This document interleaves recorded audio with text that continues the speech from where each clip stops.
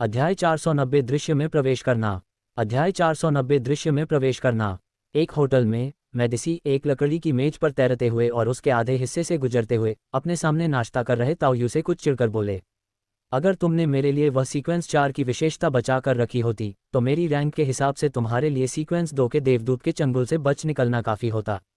कितना बड़ा नुकसान हुआ। मेडिसी को पशुपालन के माध्यम से ताओयू द्वारा गुलाम बना लिया गया था और दानव बीज की द्वितीयक सुरक्षा के साथ, और अब चूंकि ताओयू ने त्याग के संकेत दिखाने शुरू कर दिए हैं और धीरे धीरे अधिक बैलगाम हो रहा है, इसलिए उसे अस्थायी रूप से रिहा कर दिया गया था। मुझमें शिकारी के गुण हैं, आप मेरी असाधारण क्षमताओं का सीधे उपयोग कर सकते हैं, क्योंकि इस समय मैं उन पर पूरी तरह से नियंत्रण नहीं कर पा रहा हूँ। ताओयू ने मेडिसी के लहजे पर कोई ध्यान नहीं दिया। अब जबकि यह आदमी मेरे अपने लोगों में से एक है, वह स्कैथर जितना भरोसेमंद नहीं है, लेकिन मेरी उच्च स्थिति को देखते हुए वह काफ़ी है। वर्तमान परिवेश और हमारे द्वारा प्राप्त किए जाने वाले लक्ष्यों को देखते हुए हमारे पास वास्तव में उन विशेषज्ञों की कमी है जो विपरीत परिस्थितियों का सामना करने में सक्षम हों। बाहर क्या होगा ये कहना मुश्किल है, क्योंकि अलग अलग नियमों के कारण मेडिसी एक अजीब स्थिति में हो सकता है, लेकिन कम से कम इस दुनिया में सीक्वेंस 4 हासिल करने और देवत्व प्राप्त करने जैसी अपनी हंटर विशेषताओं के साथ मेडिसी अपनी पूरी क्षमता का कुछ हिस्सा उजागर करने में सक्षम होना चाहिए। ताओयू की बातें सुनकर मेडिसी ने उनका खंडन नहीं किया, बल्कि केवल आह भरी। यह आदमी सचमुच लगभग अजेय लगता है। हालांकि अब ऐसा लग रहा है कि मुझे रिहा कर दिया गया है, लेकिन वास्तव में मुझे दूसरे पक्ष द्वारा नियंत्रित किया जा रहा है, जिसका रुतबा बहुत ऊंचा है। पहले तो वह बाहर निकलने में सक्षम होने पर बहुत खुश था, ये सोचकर कि उसे खुद को बचाने के लिए सृष्टिकर्ता से संपर्क करने का मौका मिल गया है। लेकिन जब उसे सचमुच हाँका गया तो उसे बेबसी और विरोध करने में असमर्थता का एहसास हुआ, जिससे उसे सचमुच रोने का मन हुआ। तो फिर बात पक्की हो गई। अब मुझे बस यही उम्मीद है कि आपने जो तरीका सुझाया है वह सफल होगा। ताओयू की आंखें कुछ गहरी और रहस्यमयी थीं। सच कहें तो इस समय उनमें खुद इतना आत्मविश्वास या भरोसा नहीं है, वे बस मामले को उलझाना चाहते हैं।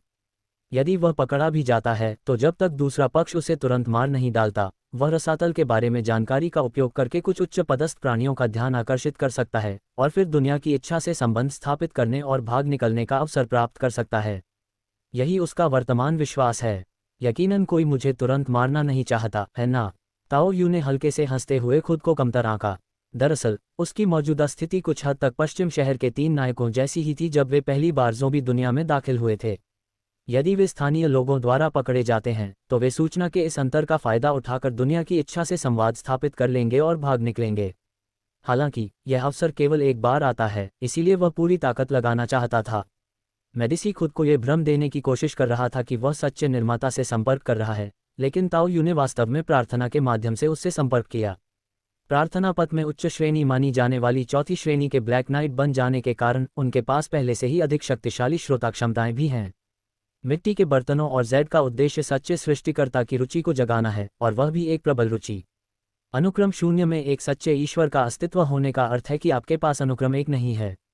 ताओयू होटल की खिड़की पर खड़ी होकर बाहर छाई धुंध को देख रही थी। उसके चेहरे पर शांति का भाव था। भेजा गया चौथा क्रम स्वयं उसके द्वारा ही नष्ट कर दिया गया। पहले क्रम के बिना और देवता के रूप में अवतरित होने में असमर्थ वह और क्या कर सकता है? यदि कोई और सच्चा ईश्वर होता तो शायद वे इस पर अधिक सावधानीपूर्वक विचार करते, लेकिन सच्चे सृष्टिकर्ता के मामले में जो प्रतीत होता है कि अपनी आस्था खो बैठा है और पागल हो गया है। सीक्वेंस 2 का देवदूत ही उसका एकमात्र विकल्प था। आदिम चुड़ैल भी इन्हीं तरीकों का इस्तेमाल करती है। ताओयू ने पुरुष जादूगर होने के नाते कुछ प्रार्थनाएं करने के अलावा और कुछ नहीं किया। मैं तुम लोगों जैसा नहीं हूँ। ताओयू ने आह भरी। उसे यकीन नहीं था कि उसकी योजना सफल होगी। उसके पास अभी भी कुछ अधूरी जानकारी थी। वह बस आखिरी उपाय के तौर पर भागने की कोशिश कर रहा था। हालांकि मेडिसी पशुओं को चरा रहा था, उसने मुझे कुछ नहीं बताया। मुझे ऐसा लग रहा है कि वह मुझसे कोई बहुत महत्वपूर्ण बात छिपा रहा है। सौभाग्यवश मेरे पास कुछ और भी महत्वपूर्ण जानकारी है जो दूसरों को नहीं पता। मुझे हमेशा ऐसा लगता है कि तुम किसी खतरनाक चीज़ के बारे में सोच रहे हो। मेडिसी ताओयू के बगल में तैर रहे थे। अगर तुमने मुझे सब कुछ बता दिया होता तो शायद इतना खतरनाक नहीं होता। तुम्हें पता होना चाहिए कि अगर मुझे कुछ हो जाता तो तुम्हारी तुरंत मौत हो जाती। ताओयू अब भी इस आदमी से कुछ हासिल करना चाहता था। मर गया? क्या मैं अभी भी जीवित हूँ? मेडिसी ने आह भरी, लेकिन ज़्यादा कुछ नहीं कहा। अपनी वर्तमान स्थिति में उसे वास्तव में मृत्यु से डर नहीं लगता था। उसे बस इतना यकीन था कि उसके चरवाहे के पास काफ़ी राज हैं। सच तो यह है कि अगर वह विशालकाय सांप उसे पकड़ भी लेता तो भी उसकी मौत निश्चित नहीं होती जब तक कि वह कोई बेहद लापरवाह हरकत न करे। इसी बीच स्काइथर की आकृति धीरे धीरे दूसरी तरफ उभरने लगी।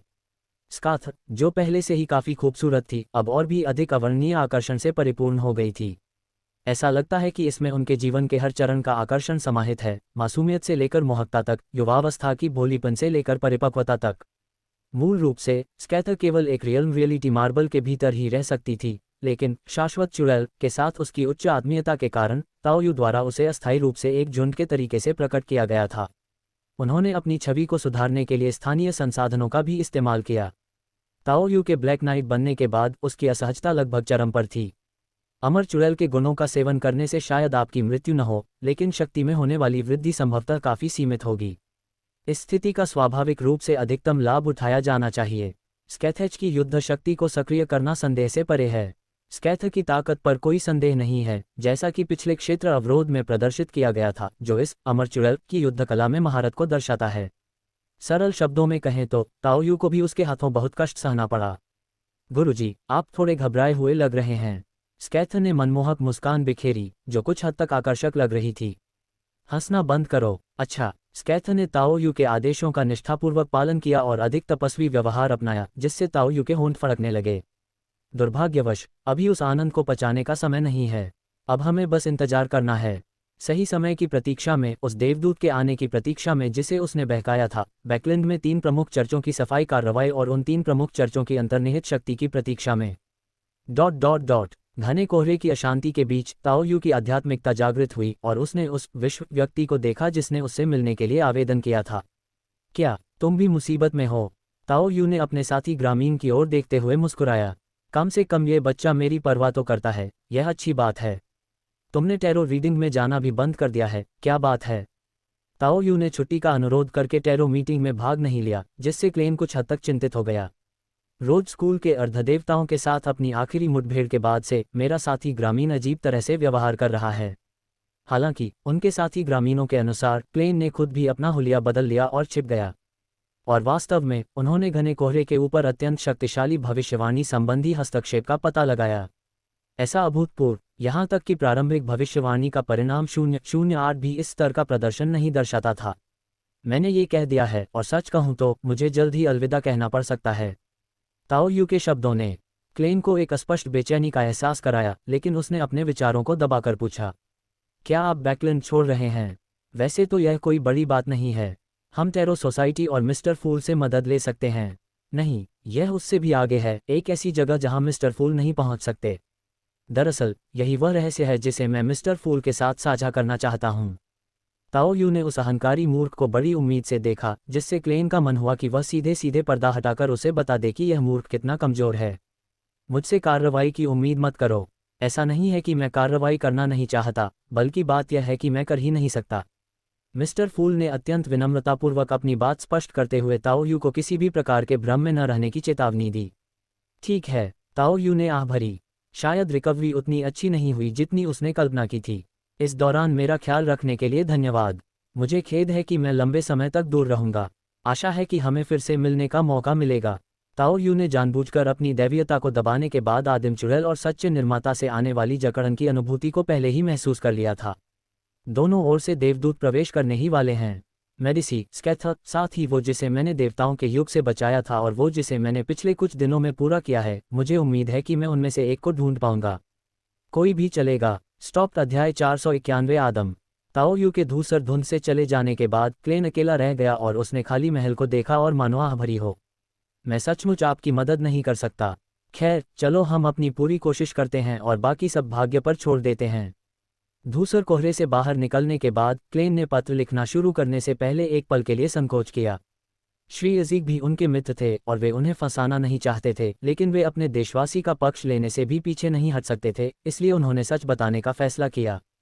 मदद करना है या नहीं, ये श्री अजीक की अपनी इच्छा और क्षमता पर निर्भर था। प्रिय श्री अजीक, मुझे आश्चर्य है कि क्या ये स्थिति आपको किसी चीज़ की याद दिलाती है। श्री अजीक अपनी यादों की तलाश कर रहे हैं और कुछ घटनाएं उन्हें जगा सकती हैं। क्लेन ने उन्हें इस दृष्टिकोण से स्थिति के बारे में बताया, लेकिन विशेष रूप से ये भी बताया कि रोज कल्ट से संबंधित दिव्य घृणास्पद शक्तियां आसपास मंडरा रही हो सकती हैं। इसके अलावा बैकलिंड से जुड़े अंतर्निहित खतरों को देखते हुए श्री अजिक को इस मामले पर गंभीरता से विचार करने की आवश्यकता है। और अगर संभव हो तो मैं अपने उस दोस्त की मदद करना चाहता हूं जो गंदा और सनकी है, जिससे मैं पिछली बार जिलिंग्स के साथ मिला था। देखने में वे गंदे लग रहे थे, लेकिन असल में वहां के लोग काफी अच्छे थे। सेंट सैमुअल चर्च के एक शांत कमरे के अंदर संत एंथनी स्टीवेंसन, जो रात्रि की देवी के चर्च के 13 आर्कबिशपों में से एक और बैकलिंड सूबा के प्रमुख थे, ने अपने सामने रखी खुफिया रिपोर्ट को काफी गंभीर भाव से देखा।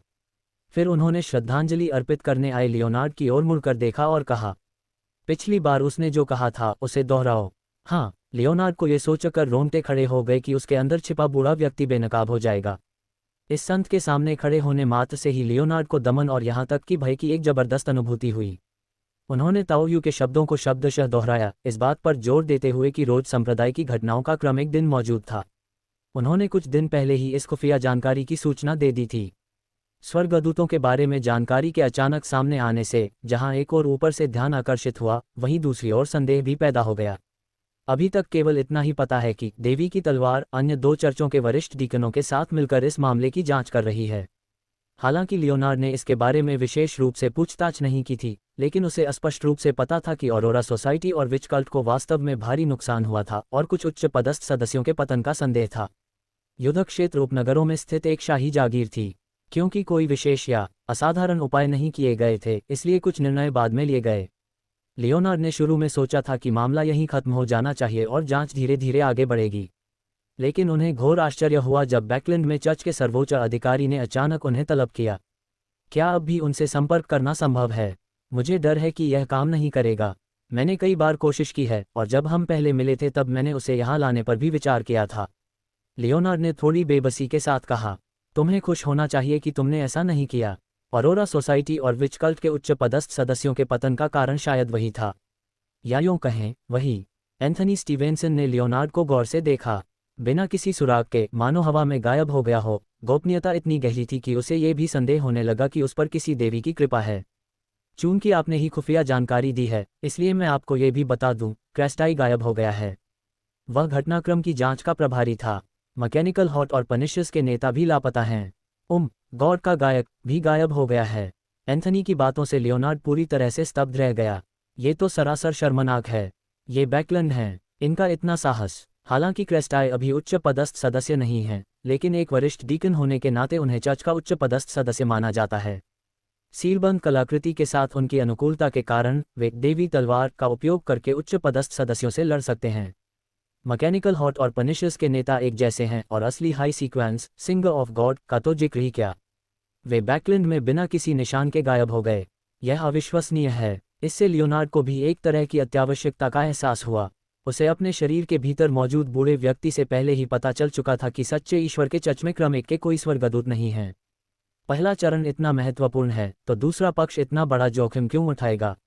रूम के शाही परिवार के पास एक और सीक्वेंस 1 मौजूद है, लेकिन ये स्पष्ट नहीं है कि वे उसे सफलतापूर्वक रोक पाएंगे या नहीं। यदि स्वर्गदूतों के बीच युद्ध छिड़ गया तो ये बैकलिंड के पूरे राज्य के लिए एक बहुत बड़ा झटका होगा। अब आप जा सकते हैं, मुझे एक विशेष सीलबंद कलाकृति को सक्रिय करना है। ये पुष्टि हो जाने के बाद कि दूसरा पक्ष झूठ नहीं बोल रहा था, एंथनी स्टीवेंसन ने अपना निर्णय ले लिया है। ये चर्च रूने में इतने लंबे समय से खड़ा है, इसलिए इसके बचाव के उपाय जरूर मौजूद हैं। जैसे ही एंथनी स्टीवेंसन उठे, ऐसा लगा मानो रात हो गई हो और चर्च में मौजूद हर व्यक्ति को एक पल के लिए अंधेरा महसूस हुआ। सब कुछ शीघ्र ही सामान्य हो गया और संत एंथनी चर्च के नीचे स्थित चानिस गेट के सामने प्रकट हुए। फिर चौकीदार के बोलने का इंतजार किए बिना ही उसने कहा, मैं सीलबंद कलाकृति को सक्रिय करने जा रहा हूँ। 0-17 अभयारण्य के बाहर एकमात्र लेवल 0 सीलबंद कलाकृति, और वह भी जिसे बैकलिंड केवल सबसे नाजुक क्षण में ही सक्रिय कर सकता है। यह एक ऐसी चीज थी जिसे एंथनी को पद छोड़ने के बाद अपनी स्मृति से मिटाना जरूरी था।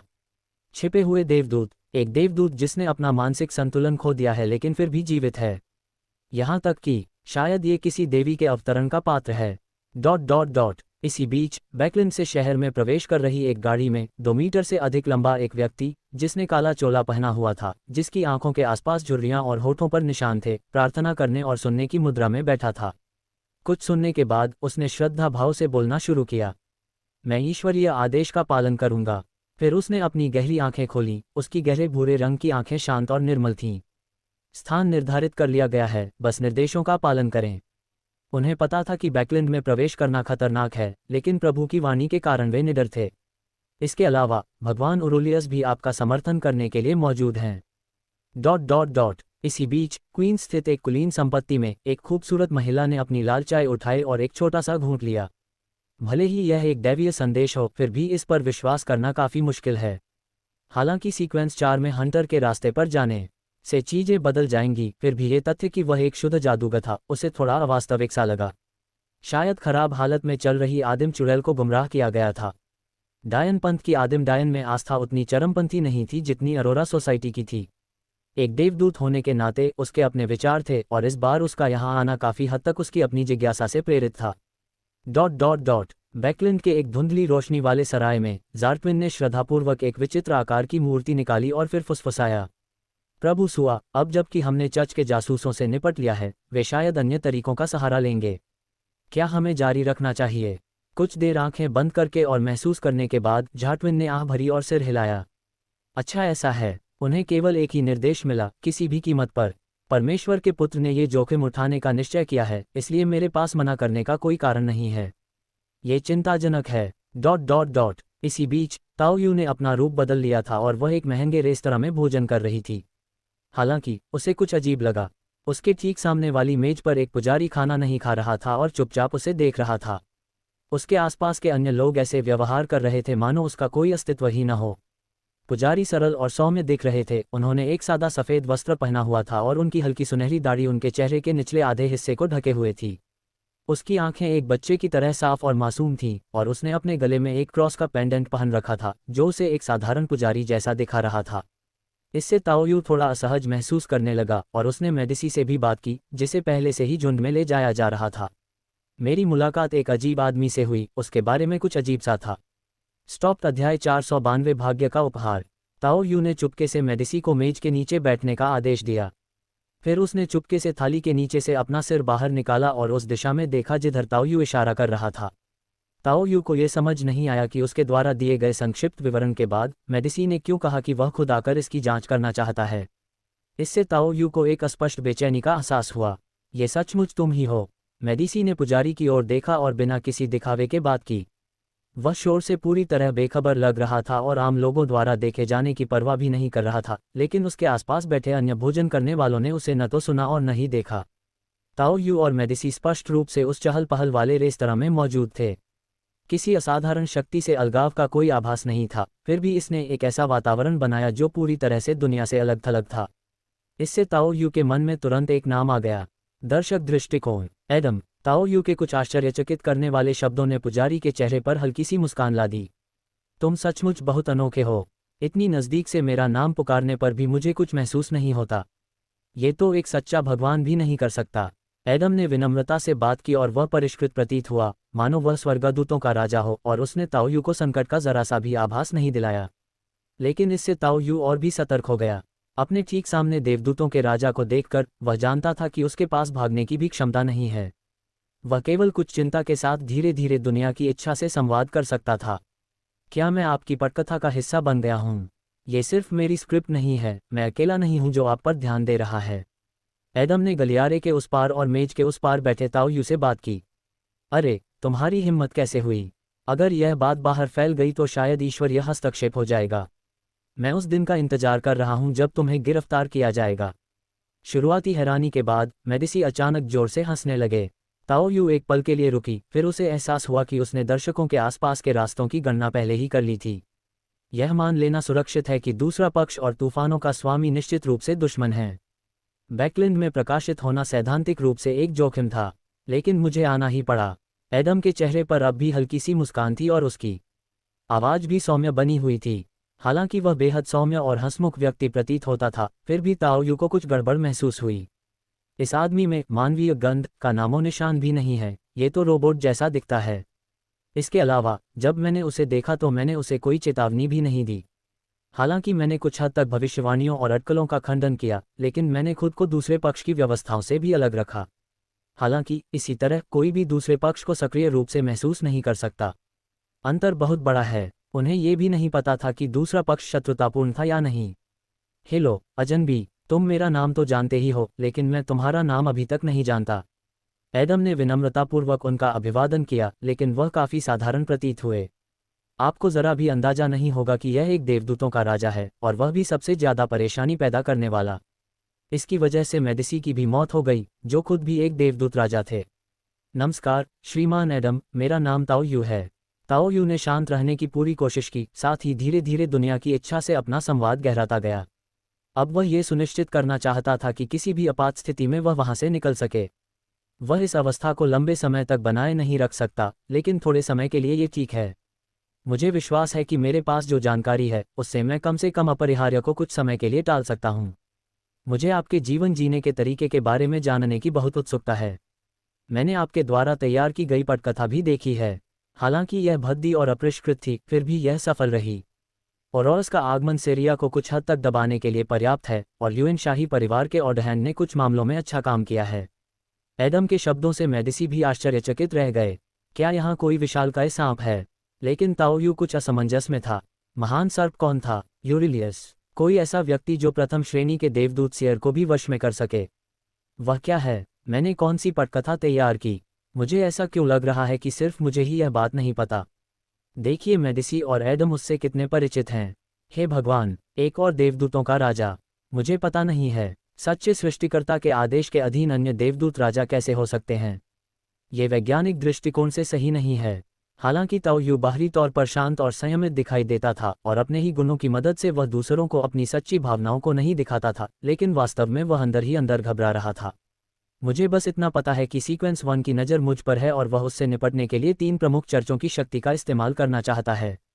मेरा लक्ष्य बस इतना है कि मैं सीक्वेंस 2 के एक देवदूत को पकड़ूं और फिर भाग जाऊं। 2 देवदूत राजा अचानक क्यों प्रकट हुए? हालात इतने गंभीर कैसे हो गए? इससे दैवीय हस्तक्षेप हो सकता है। इसके अलावा कुछ हद तक वह दिव्य घृणास्पद प्राणी सिएरा बाहरी अंतरिक्ष से आए किसी प्राणी का प्रतिनिधि हो सकता है। यह दृश्य मेरी कल्पना से कहीं अधिक विशाल था, और इसे संभालना मेरी क्षमता से परे था। एक पल के लिए ताओ यू भाग जाने के बारे में सोचने लगा था। तो श्री एडम मुझसे सिर्फ यही कहने आए थे? ताओ यू ने शांत भाव से कहा। ऐसा प्रतीत होता था मानो वही इन सब के पीछे का मास्टरमाइंड हो। अगर सारे उपाय विफल हो जाएं, तो दोष लेने के लिए हमेशा मिस्टर फूल मौजूद होते हैं। मैं बस आपका नाम उधार ले रहा हूं, आपको कोई आपत्ति नहीं होनी चाहिए, है ना? जी हाँ, ये सब मिस्टर फूल ने ही करवाया था। उसके पास ऐसा करने के लिए पर्याप्त रुतबा है। बात सिर्फ इतनी ही नहीं है। हालांकि तरीके थोड़े अपरिष्कृत थे, लेकिन सफलता ही सबसे अच्छा परिणाम है। ऐसा लगता है कि आप सीक्वेंस 2 की कुछ असाधारण विशेषताओं को चाहते हैं। एडम की आवाज़ कोमल थी। इससे ताओ यू एक बार फिर अवाक रह गया। मुझे बस एक ही चाहिए, और मैं उसे पाने के लिए दृढ़ संकल्पित नहीं हूँ। मैं बस एक चुराना चाहता हूँ, और अगर मैं ऐसा नहीं कर पाया तो मैं भाग जाऊंगा। बैकअप प्लान होने से आप अधिक निश्चिंत रह सकते हैं। मुख्य समस्या यह है कि वे पहले ही ध्यान आकर्षित कर चुके हैं और उन्हें निशाना बनाया जा चुका है। क्या श्रीमान एडम मेरी मदद करना चाहते हैं? ताओ यू ने संकोच भरे स्वर में बात की। अगर दूसरे पक्ष का कोई छिपा हुआ मकसद नहीं है, तो उन्हें आपसे संपर्क करने की पहल करने की कोई ज़रूरत नहीं है। ताओ यू को यह भी महसूस हुआ कि उसके पास मौजूद रहस्यों का आदान प्रदान वास्तव में इन उच्च पदस्थ व्यक्तियों के साथ किया जा सकता है। हालांकि आपको सिर्फ एक ही मौका मिलेगा। मेडिसी ने शायद पहले ही आपके सामने मेरी बुराई की हो। मैं स्वर्गदूतों के राजा का व्यापारी भी हूँ। अगर यह सिर्फ दूसरे दर्जे का स्वर्गदूत है, तो मैं उनके बीच बारी बारी से लड़ाई कराने के लिए उचित समय तय करने में आपकी मदद कर सकता हूँ। अगर यह आपके बस से बाहर है, तो मैं उन्हें आपस में लड़ने के लिए मजबूर कर सकता हूँ। और मैं बस कुछ जानकारी जानना चाहता हूँ। एडम ने ताओ यू को ध्यान से देखा। एक दर्शक के रूप में उन्हें ताओ यू में कुछ भी खास नजर नहीं आया। नहीं वे उनसे कोई जानकारी हासिल कर सके, जो उनके लिए बहुत ही असामान्य बात थी। मुझे यह एहसास दिलाने वाली आखिरी व्यक्ति रात्रि की देवी थी। रात्रि की देवी की पूर्ण गोपनीयता के विपरीत ये दूसरा पक्ष स्पष्ट रूप से यहाँ मौजूद है और इस साजिश में भाग भी ले रहा है। जरूर, लेकिन मुझे पहले सामान देखना होगा। ताओ यू कमजोर पक्ष था, और वह इतना मूर्ख नहीं होगा कि वह ऐसी जानकारी सौंप दे जिसका उपयोग वह तुरुप के पत्ते के रूप में कर सकता था। कर सकना। एडम को पता नहीं था कि उसने कब से चुपके से अवलोकन करना शुरू कर दिया था, लेकिन उसने पहले ही ताओ यू की ताकत और क्षमताओं की एक स्पष्ट तस्वीर बना ली थी। शक्ति के मामले में स्वर्गदूतों के राजा के रूप में भले ही वह अपने विरोधियों पर सीधे अपनी क्षमताओं का उपयोग न कर सके, उसके पास अप्रत्यक्ष तरीकों की कोई कमी नहीं है। ये कहना सुरक्षित होगा कि अगर वे वास्तव में इससे निपटना चाहते, तो उन्हें बस अपनी कलाई को एक झटके में घुमाना होता। अग्रिम भुगतान के तौर पर मैं आपको सबसे पहले वेदर विजार्ड विशेषता दे सकता हूँ। मुझे लगता है कि आप इस बार इसे आकर्षित करने में सफल नहीं हुए। ये सुनकर ताओ यू स्तब्ध रह गई। वाह, ये तो बहुत अच्छी बात है। आप सचमुच बहुत अच्छे इंसान हैं। स्टॉप। अध्याय 493। शिकार करने वाले देवदूत। किस्मत के तोहफे हमेशा गुप्त रूप से एक कीमत के साथ आते हैं। एडम उतना दयालु नहीं है जितना आप सोचते हैं। एडम से अलग होने के बाद मेडिसी ने जानबूझकर शून्य में प्रवेश किया और ताओ यू के अंतर्निहित अवरोध में लौट आया। ताओ यू की उच्च स्थिति का उपयोग एडम को उस पर जासूसी करने से रोकने और उसे याद दिलाने के लिए किया। ये वही आदमी है जो उस समय खुद खाना। अध्याय 494। रात का उपहार। उफ्टिल्ड। ताओ यू ने अपनी विशेष क्षमता को प्रकट होते देख राहत की सांस ली। फरिश्तों से निपटना बहुत मुश्किल होता है। उन्हें यह आभास हो गया था कि दूसरी पार्टी ने शुरू में थोड़ा संकोच किया था, मानो वे अभी भी जीने के बारे में सोच रहे हों। हालांकि इसी संयम के कारण वह और दूसरा पक्ष गतिरोध में फंस गए, जिसने बदले में बीमारी के कमजोर करने वाले प्रभाव को और बढ़ा दिया। इसके अलावा दूसरे पक्ष के ईशनिंदापूर्ण शब्दों के प्रति मेरी प्रतिरक्षा ने उनकी सबसे उपयोगी क्षमताओं में से एक को बेकार कर दिया। इस उतार चढ़ाव के साथ उन्होंने यिन यांग पंच तत्वों की दिव्य गर्जना को एकीकृत किया और रून प्रतीकों के साथ इसे मिलाकर निर्मित अद्वितीय दिव्य जादू ने भी सबसे उत्तम प्रभाव प्राप्त किया। इतने लंबे समय तक शक्ति संचित करने और पूर्व लिखित जादू को सक्रिय करने के बाद इस प्रभाव को प्राप्त करना ताओ यू की अपेक्षाओं को पूरा करता था। दरअसल शुरुआत से ही मेरी यही इच्छा थी। ताओ यू जानती थी कि स्कैथर के सीक्वेंस 3 बफ और मेडिसी के उच्च श्रेणी के हंटर गुणों के एक साथ काम करने के बावजूद भी उसके और स्वर्गदूतों के बीच अभी भी एक अंतर था।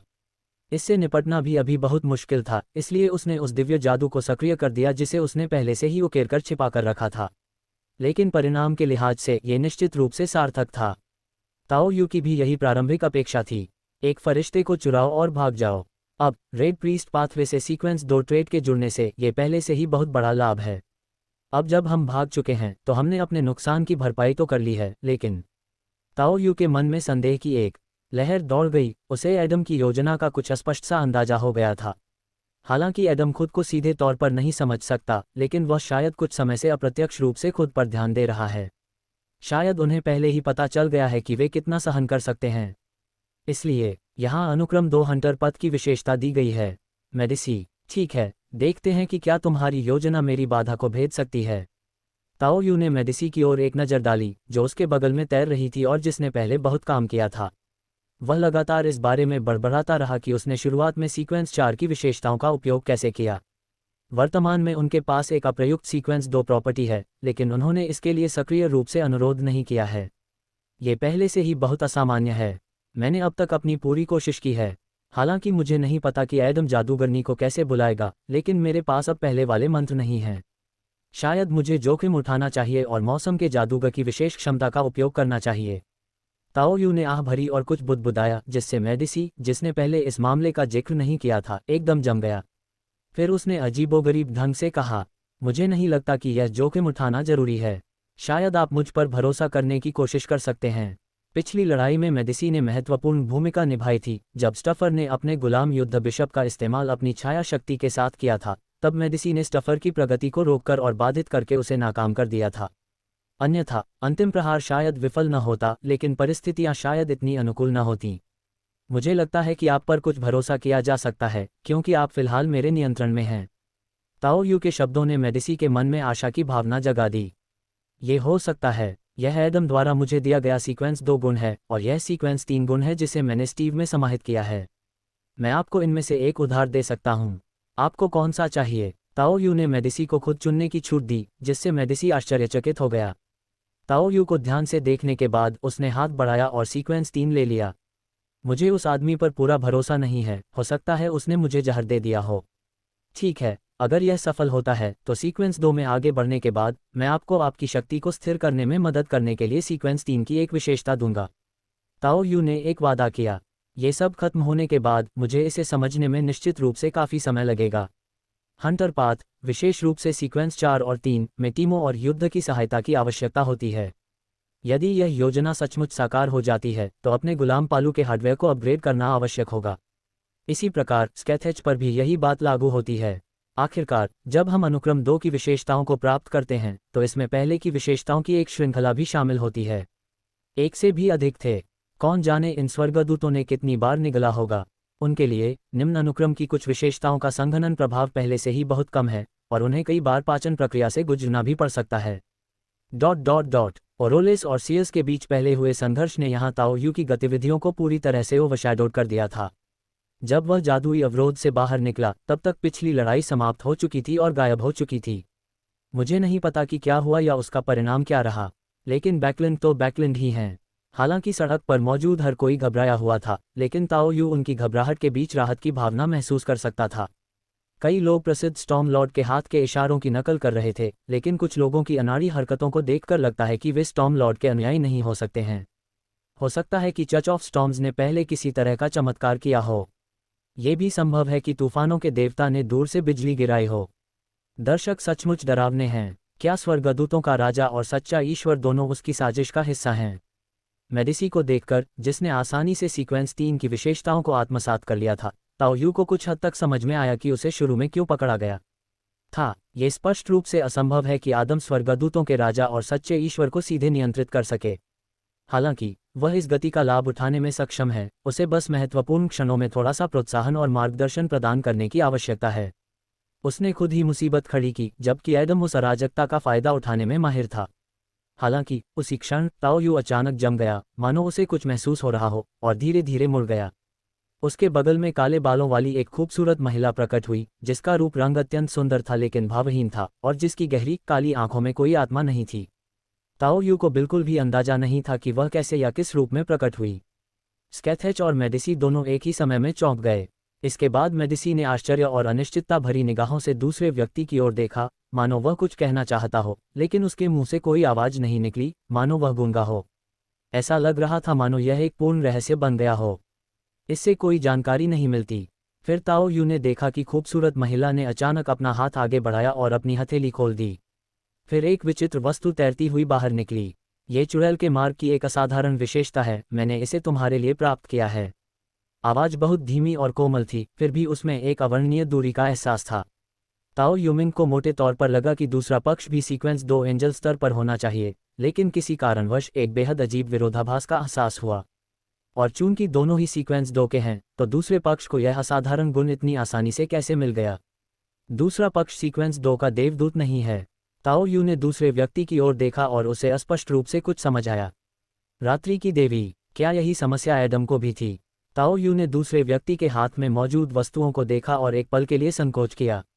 समान समस्या। इसकी विशेष क्षमता के कारण ये तैरते हुए सीधे ताओ यू के पास पहुंच गया, जिससे ऐसा लग रहा था कि उसके पास मना करने की कोई गुंजाइश ही नहीं बची थी। परिवार के सदस्यों, देवता आपको भोजन देने के लिए आपके पीछे पड़े हैं, ये बात कौन समझता है? ताओ यू ने इस विशेषता को देखा और धीरे से सांस छोड़ी। दुनिया की इच्छा के साथ निरंतर संवाद करते हुए उन्होंने इस नए उपहार को भी स्वीकार कर लिया।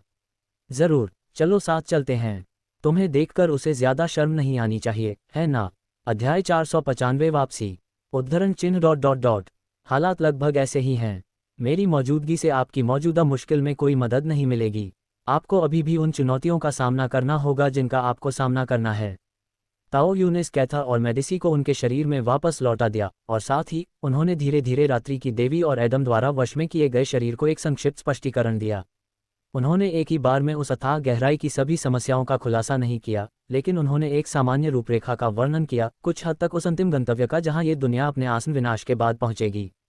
उसने एडम की स्थिति पर एक नज़र डाली और अपनी उच्च स्तरीय अंतर्दृष्टि के बल पर जान गया कि एडम इस समय पूरी तरह से काल्पनिक खाली अवस्था में है। उसका वास्तविक रूप रात से बहुत सजग प्रतीत होता था, और यहाँ तक कि यह अस्थायी शरीर भी उसके सामने प्रकट होने को तैयार नहीं था। वह किनारे से चुपचाप ताओ यू की खबरें सुनता रहा। तो आपका मतलब है कि आप अतीत से, उस अवरोध से आए हैं। एक सच्चे ईश्वर और स्वर्गदूतों के राजा के पास अत्यंत उच्च स्तर की अंतर्दृष्टि और सहनशक्ति होती है। हालांकि ताओ यू के शब्द उनकी समझ के कुछ हद तक विपरीत थे, फिर भी उन्होंने कोई आश्चर्य नहीं दिखाया। ये दुनिया पहले से ही काफी अस्त व्यस्त है। हाँ, बिल्कुल वैसे ही। ताओ यू ने उन दोनों को देखा, दुनिया की इच्छा के साथ जुड़ाव महसूस किया और अंत में राहत की सांस ली। वापस करना। ताओ यू के कार्यों ने उसके सामने खड़े दोनों लोगों को भी शायद याद दिला दिया था। यद्यपि रात्रि की देवी द्वारा धारण किया गया शरीर एक बार फिर अपना हाथ उठाते हुए देखा जा सकता था, ऐसा प्रतीत हुआ मानो पूरी दुनिया पल भर में अंधेरे में डूब गई हो और ताओ यू को अंधेरे में एक अजीब दिव्य साम्राज्य दिखाई देने लगा। लेकिन दुनिया की इच्छा ने इन सब को रोक दिया।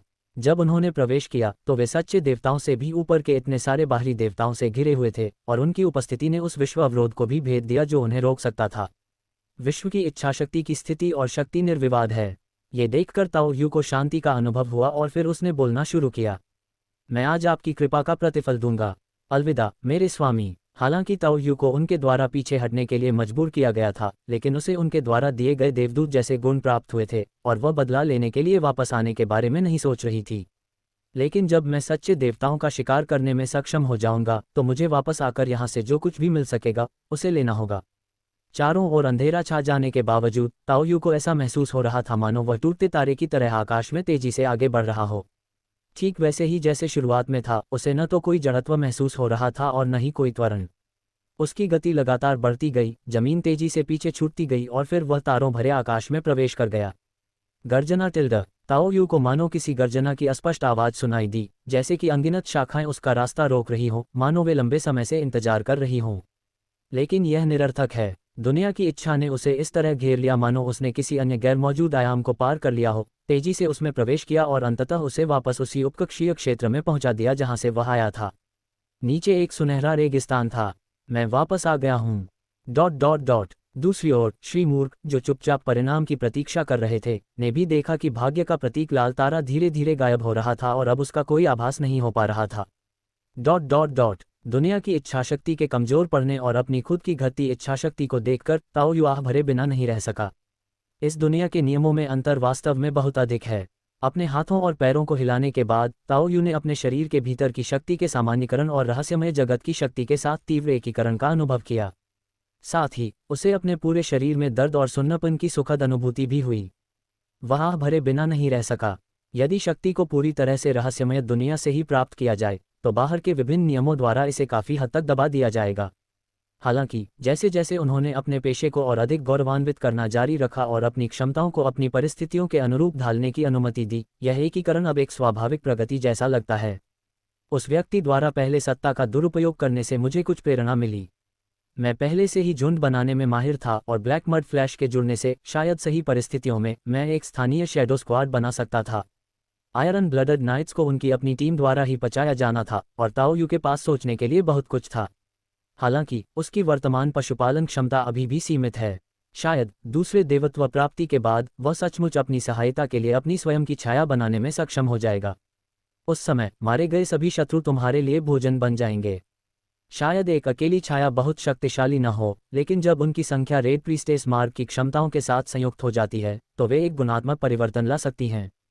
रात की देवी से बात करना शायद फायदेमंद हो सकता है और एडम जरूरी नहीं कि मुझे मारना चाहता हो, लेकिन तारों भरे आकाश में चीजें बहुत अनिश्चित हैं। कुछ मिली जुली भावनाओं के साथ ताओ यू ने फिर स्कैथर और मेडिसी को रिलीज किया। क्या हो रहा है यहाँ? इस दमनकारी भावना का कारण क्या है? मेडिसी अविश्वास से देख रहा था। उसने अभी अभी सीक्वेंस 3 आइटम के गुणों का उपयोग करके अपनी ताकत का एक महत्वपूर्ण हिस्सा पुनः प्राप्त कर लिया था। ऐसा क्यों लग रहा है कि हम अचानक मुक्तिपूर्व युग में वापस चले गए हैं? यही वह लाभ है जिसका मैंने आपसे वादा किया था। ताओ यू ने मेडिसी की ओर एक नज़र डाली, फिर अपने पीछे मौजूद मून ट्रेल की ओर इशारा किया। तुम्हारी दुनिया चांद पर है। मेडिसी ने जो कुछ सुना उससे वह चौंक गया और उसे इस तारों भरे आकाश की रहस्यमयता का भी एहसास हुआ। स्वर्गदूतों के राजा के रूप में वह तारों भरे आकाश से अपरिचित नहीं थे, लेकिन उन्होंने कभी उम्मीद नहीं की थी कि यह इतना अमूर्त होगा। मेरे सामने दिख रहे चांद में ही मुझे कुछ जानी पहचानी सी अनुभूति हो रही थी। दुर्भाग्यवश मैं शुरू में मिस्टर मेन को बचाना चाहता था, लेकिन मेरी ताकत अभी भी बहुत कमजोर थी। ताओ यू कुछ हद तक निराश प्रतीत हुआ। उन बाह्य देवताओं द्वारा खोजे जाने पर उन्हें पहले ही भागना पड़ा और अब वे एक सच्चे देवता और एक देवदूत राजा के सामने से भाग रहे हैं। अगर हम वापस चले गए तो झरना निश्चित रूप से अवरुद्ध हो जाएगा। भले ही मैं 3 सीक्वेंस 2 को आत्मसात कर लूं और सिंक में अपनी वर्तमान क्षमताओं में सुधार कर लूं, फिर भी मैं शायद सीक्वेंस 1 के बराबर ही रहूंगा। मुझे अभी भी अन्य बाहरी सहायता की आवश्यकता होगी। वापस जाने के लिए कम से कम एक देवदूत राजा जितनी शक्ति की आवश्यकता होगी, जो एक सच्चे देवता के हाथों से बच निकलने में सक्षम हो। मुझे इस शक्ति की बारीकियों का भी पता नहीं है, लेकिन मेडिसी को पता होना चाहिए। ताओ यू इस दुनिया की शक्ति को भी महसूस कर सकता था। प्रत्येक स्तर के बीच का अंतर काफी बड़ा था। वह सीक्वेंस 2 एंजल्स का सफलतापूर्वक शिकार इसलिए कर पाया क्योंकि उसकी अपनी शक्ति कमजोर नहीं थी, और इस दुनिया की शक्तियों को मिलाकर ही वह ऐसा कर सका था। उम्मीद है अगली बार हम मिस्टर डोर को बचा लेंगे। खैर, मिस्टर फूल और उनकी बेटी का पुनर्मिलन भी है। अपने परिवेश से अभ्यस्त होने और दर्द से राहत पाने के लिए अपने अंगों को फैलाने के बाद ताओयू ने नीचे फैले विशाल रेगिस्तान पर एक नज़र डाली और फिर सीधे उपकक्षीय कक्षा से छलांग लगा दी। जैसे ही उसने वायुमंडल में प्रवेश किया, तीव्र वायु प्रतिरोध का सामना करना पड़ा। वायु की परिचित शक्ति का उपयोग करते हुए ताओयू ने वायु में तीव्र गति से उड़ान भरी, अपनी दिशा को समायोजित किया और सीधे अवतार लोक की ओर अग्रसर हो गया। इसने हवा में एक स्पष्ट लकीर छोड़ दी। हालांकि उस दुनिया में ऐसा लग रहा था कि बहुत समय बीत गया है, लेकिन वास्तव में केवल 2 महीने से थोड़ा अधिक समय ही बीता था। हालांकि लाभ काफ़ी महत्वपूर्ण थे। मुझे तो ये भी नहीं पता कि अब मुझे नाकामयाब कहा जा सकता है या नहीं। एक भयंकर धूल भरी आंधी के ऊपर समताप मंडल में तेज गति से उड़ते हुए, नीचे की ओर फैली हुई प्राकृतिक आपदा को देखते हुए और आकाश से ऊपर की ओर उठते हुए दृश्य को देखते हुए, प्रकृति की भव्य शक्ति को देखते हुए ताओयू को पूरी तरह से यकीन नहीं था कि यह आपदा थी या नहीं। विश्वेच्छा ने ब्रेकर्स जैसे आपदा स्तर के प्राणियों को कोई विशेष व्यवहार नहीं दिया। ये तो स्वयं पाइनियर्स के बीच एक मौन समझौते जैसा था। इसका महत्व यह है कि वर्तमान विश्व के नियमों के दमन के बावजूद ये बहुत कम समय में एक विनाशकारी हमला कर सकता है, जिससे वर्तमान विश्व के शहरों को भारी नुकसान हो सकता है। उदाहरण के लिए, सन गुआंगयाओ के पक्ष में विश्व के नियमों के दमन के तहत युद्ध के बाद के झटके एक शहर को तबाह करने में सक्षम प्रतीत होते थे। अगर ऐसा कुछ अचानक हो जाए तो राज्य की राजधानी भी इसे सहन नहीं कर पाएगी। हालांकि वर्तमान दुनिया पर विश्व की इच्छा की सुरक्षा के कारण यहाँ तक कि विनाशकारी शक्तियाँ भी सभ्यता की ज्वाला के दायरे में पूरी ताकत से हमला करने का साहस नहीं करती हैं। यदि कोई व्यक्ति सभ्यता की ज्वालाओं से घिरे किसी क्षेत्र में हद से अधिक उग्रता दिखाता है और निर्धारित सीमा से अधिक नुकसान पहुंचाता है, तो उसे दुनिया की इच्छा से सीधे दंड मिलेगा। कोई कदम उठाना है या नहीं, यह एक बात है, और उसे वास्तव में उठा पाना है या नहीं, ये दूसरी बात है। हाथ में चाकू होने पर उसका इस्तेमाल न करना और हाथ में चाकू न होना, इन दोनों में बहुत बड़ा अंतर है। कम से कम आपदा स्तर की ताकतवर शक्ति आमतौर पर आप पर ज़्यादा दबाव नहीं डालेगी, वे हमेशा आपके लिए बाहर निकलने का रास्ता छोड़ देंगे। इसलिए किसी विनाशकारी शक्ति या कंपनी का होना एक तरह से अपने स्वयं के तुरुप के पत्ते और परमाणु हथियारों के कब्जे के बराबर है। दोनों पक्षों के आकार में काफ़ी अंतर होने पर भी वे आमतौर पर बातचीत का अधिकार प्राप्त कर सकते हैं। बेशक ताओयू ये भी जानता था कि यह अटल सत्य नहीं है।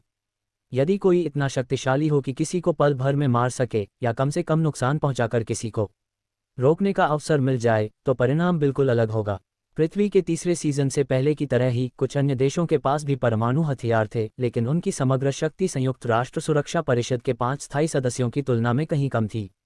इसमें अभी भी पूर्ण भौतिक विनाशकारी शक्ति की कुछ कमी है, लेकिन एक बार जब मैं इसे आत्मसात कर लूंगी और निराशावादी चुड़ैल के स्तर तक पहुंच जाऊंगी, तो भले ही इससे बड़े पैमाने पर भौतिक क्षति होने की संभावना न हो, लेकिन यह महामारी फैलाने में सक्षम हो सकती है। कुछ मायनों में मैं पहले ही इसके करीब पहुंच चुकी हूं। महत्वपूर्ण मान, शायद। अध्याय 496, ड्यून वर्ल्ड की भविष्यवाणी। अर्राकिस एक ऐसा ग्रह जो रेगिस्तान से ढका हुआ है और मसालों से समृद्ध है, जिसे ड्यून के नाम से भी जाना जाता है, रसातल में समा जाने के बाद से कई परिवर्तनों से गुजरा है। सबसे पहले रेगिस्तान में सुनागाकुरे नामक एक निंजा गांव प्रकट हुआ, जिसमें कई उच्च कुशल निंजा थे। जब सुनागाकुरे ने पहली बार रेत के टीलों में प्रवेश किया, तो वे आसपास के वातावरण में आए भारी बदलाव के कारण बहुत सतर्क थे। दोकागे स्तर के वरिष्ठों चियो और एबिजो, चौथे काजेगे रासा और स्कोर्चिंग रिलीज ब्लडस्टेन्ड लीफ विलेज के साथ सुनागाकुरे अपने इतिहास में एक दुर्जय शक्ति थी। हालांकि तीसरा शिनोबी विश्व युद्ध कुछ समय पहले हुआ था, जिसके परिणामस्वरूप कुछ नुकसान और कमी हुई थी। हालांकि निंजा युद्ध के सूत्रधार के रूप में सुनागाकुरे ने वास्तव में शुरुआती चरणों में अपने पहले कदम उठाने के लाभ के कारण कुछ अच्छी स्थानीय सामरिक सफलताएं हासिल कीं। एक तरह से यह एक प्रशिक्षण अभ्यास के रूप में काम आया, जिसके परिणामस्वरूप सुनागाकुरे की समग्र युद्ध शक्ति युद्ध से पहले की स्थिति के लगभग बराबर हो गई। सबसे शक्तिशाली माने जाने वाले तीसरे काजेगे के अनुपस्थित होने के कारण रासा और पाकुरा, 2 उभरते सितारे जिन्होंने वंश में महारत हासिल कर ली है, उनकी कमी को पूरा करने में सक्षम हैं। हालांकि सबसे शक्तिशाली निंजाओं को भी खाने पीने और शौच की ज़रूरत होती है। अतीत में पवनभूमि वैसे भी काफ़ी कठिन थी, लेकिन कम से कम रेत के गांव में पानी का अपना स्रोत तो था। परिणामस्वरूप उन्हें अचानक एक ऐसे परिवर्तन का सामना करना पड़ा जो एक बड़े पैमाने पर अंतरिक्ष निंजुत्सु के समान था, और वे इस विचित्र दुनिया में आ गए। इसके बाद सुनागाकुरे ने पाया कि उनके कई जल स्रोतों में समस्याएं थीं। सुनागाकुरे गांव का जल स्रोत वास्तव में एक नखलिस्तान का जल स्रोत है और इसका दैनिक आधार पर संयम से उपयोग किया जाना चाहिए। अब ऐसा लगता है कि भूजल की आपूर्ति पूरी तरह से ठप हो गई है, जिसका वास्तव में मतलब है कि गांव जीवन मरण के संकट का सामना कर रहा है। जल स्रोत को बचाने और बनाए रखने के लिए हर संभव प्रयास करते हुए उन्होंने सैंड निंजा टीम को भी जांच के लिए भेजा। निंजाओं के जासूसी कौशल और रेगिस्तान के प्रति उनके समान अनुकूलन के कारण उन्होंने जल्दी ही सैंड ड्यून्स ग्रह के मूल निवासियों रेगिस्तान में रहने वाले फ्रेमिन लोगों का पता लगा लिया। रेगिस्तान में रहने वाले फ्रेमिन लोगों के लिए पानी उतना ही महत्वपूर्ण है। फ्रेमिन लोग हमेशा से कठोर रेगिस्तान में रहते आए हैं और यह कहा जा सकता है कि उनकी पूरी आबादी सैनिक है। अगर उन्हें आम लोगों के रूप में देखा जाए तो उनमें से प्रत्येक एक असाधारण योद्धा है। ड्यून की पूरी दुनिया में इस स्तर का युद्ध कौशल सर्वोच्च है। दुर्भाग्यवश फ्रेमिन का सामना दूसरी दुनिया के निंजाओं से हो रहा था, जिसके कारण परिणाम उम्मीद के मुताबिक नहीं रहा। निंजा जगत में कोशिकाओं की मूलभूत संख्या आम लोगों की तुलना में कई गुना अधिक होती है। इसके अलावा तेजी से विकसित होने वाले चक्र के कारण भले ही निंजा लोगों का औसत स्तर कमजोर न हो, वे प्रतिरोध करने में असमर्थ होते हैं और उनके कई जल स्रोत एक के बाद एक छीन लिए जाते हैं।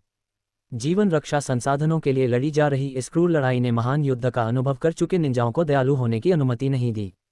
फ्रेमिन द्वारा सैकड़ों मीटर लंबे सैंडवर्म्स को बुलाकर जवाबी कार्रवाई करने के बाद, जिससे सुनागाकुरे को भी कुछ नुकसान हुआ, दोनों पक्षों के बीच दुश्मनी स्थापित हो गई। ये संघर्ष से नफरत में बदल गया और फिर तेजी से बढ़ता चला गया। लेकिन ठीक इसी वजह से रेत के टीलों के मालिक हकनान परिवार को भी निंजाओं के बारे में पता चल गया और उन्होंने उन्हें काम पर रखना शुरू कर दिया।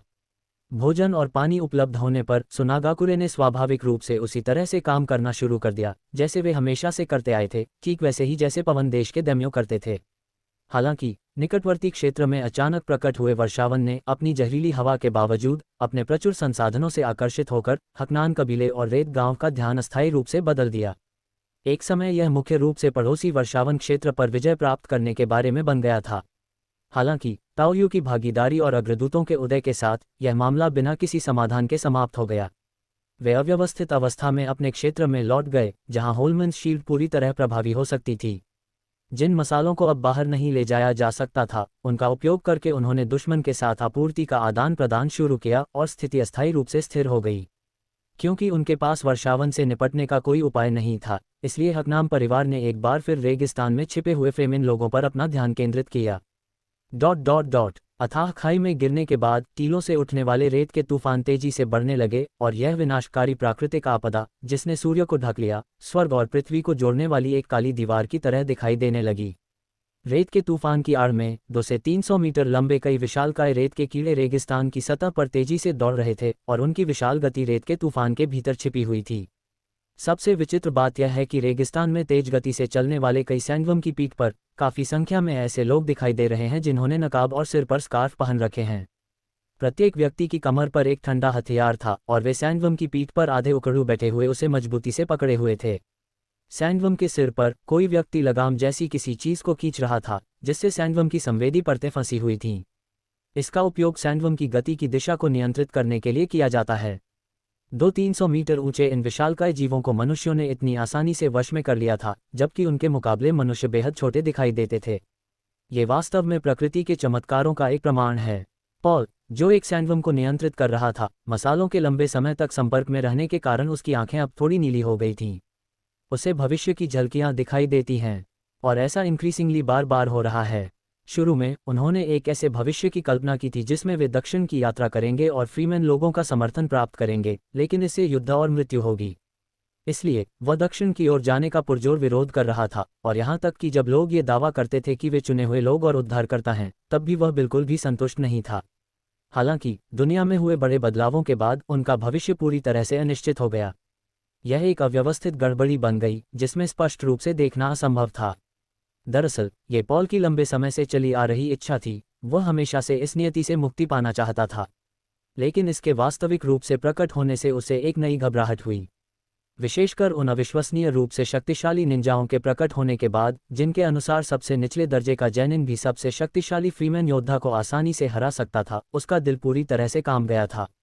उन्हें उम्मीद थी कि वे अपनी दूरदर्शिता का उपयोग करके फ्रीमैन के लिए कोई रास्ता निकाल लेंगे, और मानो अपनी आंतरिक अपेक्षाओं का जवाब देते हुए वह धीरे धीरे इस दुनिया के भविष्य की धुंधली झलकियां फिर से देखने लगा। इससे फ्रेमिन लोगों को लगातार हमलों से बचने में मदद मिली, जिससे उनके नुकसान काफ़ी हद तक कम हो गए। फिर भाग्य ने उसे फ्रीमैन परिवार को मौत के नखलिस्तान तक ले जाने का मार्ग दिखाया, जो एक ऐसी जगह थी जहां हवा नहीं थी। हालांकि उन्होंने हरकनान परिवार के कुछ उपकरण जब्त कर लिए, लेकिन ये फ्रीमैनों की कुल संख्या की तुलना में समुद्र में एक बूंद के बराबर ही था। हालांकि हाकुनान परिवार के योद्धाओं और निंजाओं द्वारा एक बार फिर से घेर लिए जाने और उनके रहने की जगह सिकुड़ने के बाद उनके पास सभी का नेतृत्व करते हुए एक हताश लड़ाई में उतरने के अलावा कोई विकल्प नहीं बचा था। पॉल न तो पैगंबर बनना चाहता था और न ही उद्धार करता, लेकिन फिर भी उसे अपनी जिम्मेदारियों को निभाना पड़ा। अपनी ही भविष्यवाणी के आधार पर उन्होंने इस जीवन में एक बार आने वाले रेत के तूफान की भविष्यवाणी की और फिर अपने सबसे कुलीन फ्रीमैन योद्धाओं को एक भव्य अभियान पर नेतृत्व किया। उन्होंने इस अभियान की शुरुआत की जिसके अंत के बारे में उन्हें कुछ भी पता नहीं था। सभी रहस्योद्घाटन केवल रेगिस्तान में ही रह जाएंगे। उस मृत्यु के नखलिस्तान का जो कुछ भी दिखाई देगा वह एक खाली स्लेट के समान होगा, लेकिन इससे अनगिनत संभावनाएं भी खुलती हैं। हालांकि जैसे ही वह रेत के कीड़े की लगाम खींच रहा था, उसका चेहरा रेत और हवा से ढका हुआ था और वह रेत के तूफान का सामना कर रहा था और केवल अपने चश्मे के माध्यम से अपने सामने के धुंधले दृश्य को ही देख पा रहा था। ऐसा लग रहा था मानो कोई टूटता तारा आकाश में तेजी से गुजरा हो और उसकी रोशनी रेत के तूफान से उत्पन्न अंधेरे में घर्षण से पैदा होने वाली अंतहीन चिंगारियों के साथ मिल गई हो। एक टूटता तारा जो रात में रोशनी लाने की क्षमता रखता प्रतीत होता है। हटिल्ड, पॉल को केवल सीटी बजाती हवा की आवाज़ सुनाई दे रही थी, लेकिन यह आवाज़, जो आश्चर्य का प्रतीक प्रतीत हो रही थी, पॉल द्वारा बिना किसी बाधा के सुनी और समझी गई। फिर उन्होंने आसमान को चीरती हुई आग की लकीर को दिशा बदलते और सीधे सैंडवर्म के सिर पर गिरते देखा। पॉल भी अतीत में एक कुलीन व्यक्ति थे और एट्रीडेस के ड्यूक के सबसे बड़े बेटे थे। उनकी नज़र में इस तरह की कमीज और कोट का पहनावा बहुत पुराना था। इसके अलावा इस तरह के विस्तृत परिधान रेगिस्तानी वातावरण के लिए बिल्कुल अनुपयुक्त हैं, खासकर रेत के तूफानों के लिए तो बिल्कुल भी नहीं। इस समय ऐसा प्रतीत हो रहा था मानो दूसरे पक्ष के चारों ओर कोई अदृश्य आभा हो, और जब भी कोई बारीक रेत उसके पास से गुजरती थी तो वह पूरी तरह से विक्षेपित हो जाती थी। दूसरे व्यक्ति के बालों का हल्का सा हिलना ऐसा प्रतीत हो रहा था मानो वे किसी कोमल हवा में नहा रहे हों। उनका आकर्षक चेहरा और उन पर फिट बैठ रहा टैक्सीडो दोनों मिलकर उन्हें बेहद आकर्षक बना रहे थे। मानो स्वर्ग से कोई देवता आया हो जिसने लोगों की पुकार सुनी और धरती पर अवतरित हुआ हो। पॉल को यह गहरा एहसास था कि यही वह अवसर है जिसके बारे में उन्होंने भविष्यवाणी की थी कि यह समस्या का समाधान करेगा। स्टॉप। अध्याय 497 वफादारी। ताओ यू 200-300 मीटर ऊंचे रेत के टीले पर रुक गया और अपने सामने हवा से बचाव करने वाले चश्मे पहने और पूरी तरह से ढके हुए व्यक्ति को देखने लगा। उसकी आंखों में एक अजीब सी चमक दिखाई दी। वह अभी अभी इस रेतीले तूफान के ऊपर समताप मंडल से गुजरा था, अवतार की दुनिया की ओर जाने की तैयारी कर रहा था, लेकिन अंधेरे में उसे कुछ आध्यात्मिक मार्गदर्शन का एहसास हुआ। फिर उन्होंने रेत के तूफान को पार किया और यहाँ पहुँचे। ये बहुत ही अजीब एहसास है। इस खंड में दुनिया की इच्छा निहित है। ताओ यू पहले से ही वर्तमान संसार की इच्छा से घिरा हुआ था और सीमाओं को तोड़ने का अनुभव रखता था, इसलिए यद्यपि संसार के टुकड़ों की इच्छा वर्तमान संसार की इच्छा से तुलना नहीं कर सकती थी, फिर भी इसने ताओ यू को कुछ ज्ञान प्रदान किया। ये व्यक्ति चुना हुआ है और उसे कुछ हद तक दुनिया की इच्छा के साथ संवाद करने में भी सक्षम होना चाहिए। दूसरे व्यक्ति के चश्मे के माध्यम से ताओ यू उन नीली आंखों को भी देख सकता था। यह मसालों के प्रभाव का परिणाम था और ताओ यू ने मसालों की अतिरिक्त क्षमताओं के बारे में भी सोचा था। भविष्यवाणी करने की क्षमता जागृत होने की संभावना अत्यंत कम है। भले ही ये केवल वर्तमान खंड के भीतर ही प्रभावी हो, फिर भी इसका महत्वपूर्ण प्रभाव पड़ना पर्याप्त है। तो हमारी यहाँ मुलाकात कोई संयोग नहीं है। ताओ यू ने चारों ओर देखा और पाया कि रेत के कीड़े इन लोगों से भरे हुए थे। 2 महीने से भी अधिक समय पहले की अपनी यादों को याद करते हुए ताओ यू को यकीन हो गया, ऐसा लगता था कि उन्हें फ्रेमेन कहा जाता था। रेगिस्तान में रहने वाले इन लोगों का सुनागाकुरे और हाकुनान परिवार मिलकर शिकार कर रहे हैं। बस इतना ही काफ़ी होना चाहिए। यह कोई संयोग नहीं है। मैं फ्रेमेन लोगों को आपके प्रति निष्ठा की शपथ दिलाने के लिए नेतृत्व करना चाहता हूँ। निर्णायक और कुशल। पॉल सैंडवर्म को नियंत्रित करते हुए उसकी पीठ पर घुटने टेक कर बैठ गया। इससे पहले अत्रीडेस परिवार के उत्तराधिकारी के रूप में वह कुछ हद तक सम्राट के प्रति भी वफादार थे। हालांकि अंततः उसे धोखा दिया गया, जिसके कारण उसके परिवार का विनाश हुआ, लेकिन पॉल वफादारी से अनजान नहीं था और उसे इस बारे में कोई मनोवैज्ञानिक बोझ नहीं था। यही वह क्रांतिकारी व्यक्ति है जिसकी भविष्यवाणी की गई थी, वही है जो वर्तमान स्थिति का समाधान कर सकता है। फ्रेमेन लोगों के लिए बाहर निकलने का यही एकमात्र रास्ता था। बाहर निकलने का यही एकमात्र रास्ता है। निष्ठा। ताओ यू को शायद कुछ सूझा और वह धीरे से मुस्कुराया। उसने लोगों के समूह की ओर देखा, लेकिन उन्हें अपनी ओर नहीं मोड़ा। अब जब मैं पहले से ज़्यादा मजबूत हूँ, तो स्वाभाविक रूप से मैं और अधिक व्यवसायों का मालिक बन सकता हूँ। लाइब्रेरी पवेलियन से मिलने वाले अल्पकालिक लाभांश का उपयोग ऋण चुकाने के लिए किया जाना है, लेकिन टीलों से मिलने वाले मसाला और अवतार दुनिया से मिलने वाली अतिचालिकता दोनों का खनन मूल्य अभी भी अत्यंत उच्च है। ये न केवल इच्छाशक्ति बढ़ाने वाले खनिज हैं, बल्कि उच्च गुणवत्ता वाले उत्पाद भी हैं जिनका आंतरिक मूल्य उनके अवशोषण मूल्य से कहीं अधिक है। हम सुपरकंडक्टिंग खनन क्षेत्र में शेष आधे हिस्से को धीरे धीरे खोद कर निकाल लेंगे, लेकिन ऐसा लगता है कि हम यहाँ कुछ खास चीज़ें निकाल सकते हैं। जब ताओ यू ने अपनी प्रतिज्ञाओं को पूरा करने के बाद रहस्यमय दुनिया को छोड़ा, तो वह अब निर्धन था और उसके पास अंतर विश्व संचार करने के लिए भी पैसे नहीं थे। उस अमीर महिला ने पहले ही जरूरत से ज़्यादा खर्च कर दिया था, और हालांकि अगर वह दोबारा मांगता तो वह उसे निश्चित रूप से और पैसे दे देती, लेकिन अब जब यहाँ मसाले मौजूद थे तो उसे उस पर निर्भर रहने की ज़रूरत नहीं थी। मैं अब उस अमीर लड़की से ज़्यादा ताकतवर हूँ। पाइनियर्स द्वारा हाकुनान परिवार पर सीधा हमला न करने का मुख्य कारण ये था कि उनके पास सुनागाकुरे के शक्तिशाली निंजा थे जो उन्हें सिर कलम किए जाने से बचा रहे थे, साथ ही तकनीकी दृष्टि से भी उनके पास शक्तिशाली हथियार थे। इसलिए यदि आदान प्रदान का विकल्प उपलब्ध है तो पूर्ण रूप से संबंध टूटने का जोखिम उठाने की कोई आवश्यकता नहीं है। बोतलों और जारों का टूटना किसी भी स्थिति में नुकसानदायक होता है, और इससे वास्तव में यहाँ मसालों के उत्पादन पर असर पड़ेगा। सैद्धांतिक रूप से भी ये फेमिन लोग अग्रदूतों के लिए एक बोझ थे जो मसालों के उत्पादन में बाधा डाल रहे थे, ठीक वैसे ही जैसे नामी लोगों से वे वहां निपट रहे हैं। फिल्म में नामी लोग न्याय के पक्ष में हैं, लेकिन अब हालात बिल्कुल अलग हैं। परग्रहियों की भी रक्षा करना, ये तो सरासर पागलपन है। वफादारी, खैर, ये पूरी तरह से अस्वीकार्य नहीं है। ताओ यू को अभी भी आयरन ब्लडड नाइट को समझना और कालकोठरी चलाने के लिए एक टीम का आयोजन करना बाकी है जो उसकी ज़रूरतों के लिए पूरी तरह से उपयुक्त है। हाउस हॉकनान पर अचानक हुए हमले का क्या प्रभाव होगा और क्या यह उल्टा पड़ जाएगा? ताओ यू को अब इन सब बातों के बारे में सोचने की ज़रूरत नहीं है। मेरी वर्तमान क्षमता के साथ मैं नवविकसित क्षेत्र में अपनी अधिकतम क्षमता तक पहुंच चुका हूं। सन परिवार के संभावित रूप से छिपे हुए शक्तिशाली सदस्यों के अलावा मुझे विश्वास है कि मैं सन शियू और सन शिकिंग को तब भी वश में कर सकता हूं, भले ही वे हाथ मिला लें। मुझे अभी तक टेलीपोर्टेशन डिवाइस की ऊर्जा स्तर की सीमाओं के बारे में सटीक जानकारी नहीं है, लेकिन अभी 2 महीने से थोड़ा अधिक समय ही हुआ है, इसलिए कोई बड़ी समस्या नहीं होनी चाहिए। क्योंकि उनकी मुलाकात अप्रत्याशित रूप से हुई थी, इसलिए ताओ यू का तुरंत वापस जाने का कोई इरादा नहीं था। गरीबी से कुटिल योजनाएं जन्म लेती हैं। मैं इस समय बहुत गरीब हूँ। ... ताओ यू के हस्तक्षेप से रेत के कीड़े रेत के तूफान का पीछा करना बंद कर दिए और विपरीत दिशा में अलग होने लगे। रेत के तूफान के दौरान आकाश अंधेरा और उदास होता है, मानो काले रंग का एक विशाल विस्तार हो। जब वे मुक्त हुए तो उनके सामने नीला आकाश और सुनहरी रेत फिर से दिखाई दी। गड़गड़ाहट टिल्डा, विशालकाय रेतीले कीड़े रेगिस्तान में लुढ़कते और लौटते रहते हैं। जैसे ही सैंडवर्म राइडर ने लगाम खींची, जिससे संवेदी परतें सक्रिय हो गईं, सैंडवर्म जमीन में और गहराई तक बिल खोदने लगा। रेत के कीड़े के मुड़ने और पीली रेत के बहने के बाद जो लोग पहले रेत के कीड़े पर टकटकी लगाए हुए थे, वे भी एक एक करके उसे छोड़ देते हैं और उस नर्म रेत से बाहर रेंगते हुए निकल जाते हैं जिस पर रेत का कीड़ा लुढ़का था। यह विशालकाय वाहन निश्चित रूप से इस ग्रह के लिए उपयुक्त है, लेकिन इस पर चढ़ना और उतरना थोड़ा मुश्किल है। अगर वह कोई निंजा होता तो ताओ यू वास्तव में उसे समझ सकता था, लेकिन साधारण लोगों के इस समूह के लिए जो केवल इस काम को इतनी आसानी से करने के लिए अच्छी तरह से प्रशिक्षित हैं, यह अभी भी प्रशंसनीय है कि कठोर वातावरण ने उन्हें ऐसे अद्वितीय कौशल विकसित करने के लिए मजबूर किया। मैं पहले सोचता था कि सैंडवर्म छोटे कीड़े होते हैं, लेकिन अगर इतना बड़ा जीव जो पैसिफिक रिम मॉन्स्टर से भी बड़ा है उससे टकरा जाए तो वह निश्चित रूप से चोटों से भर जाएगा। मन ही मन सोचते हुए ताओ यू ने रेत से बाहर निकल रहे और अपने ऊपर से रेत झाड़ रहे समूह को देखा और फिर बोला, दरअसल आकाश में ज़्यादा उपग्रह नहीं हैं, इसलिए वे आपको ढूंढ नहीं सकते। हमारी मुख्य चिंता यह है कि आकाश में उड़ने वाले पक्षियों को उन निंजाओं के नियंत्रण में आने से रोका जाए। इस वजह से उन्हें पहले भी कई बार परेशानी का सामना करना पड़ा है। पॉल ने अपने शरीर से रेत झाड़ी और ताओ यू को समझाना शुरू किया।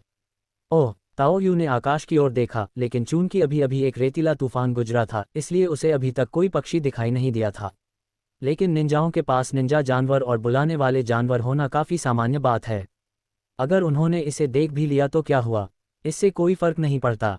हालांकि सुनागाकुरे में केवल साधारण कागे स्तर के शिनोबी हैं।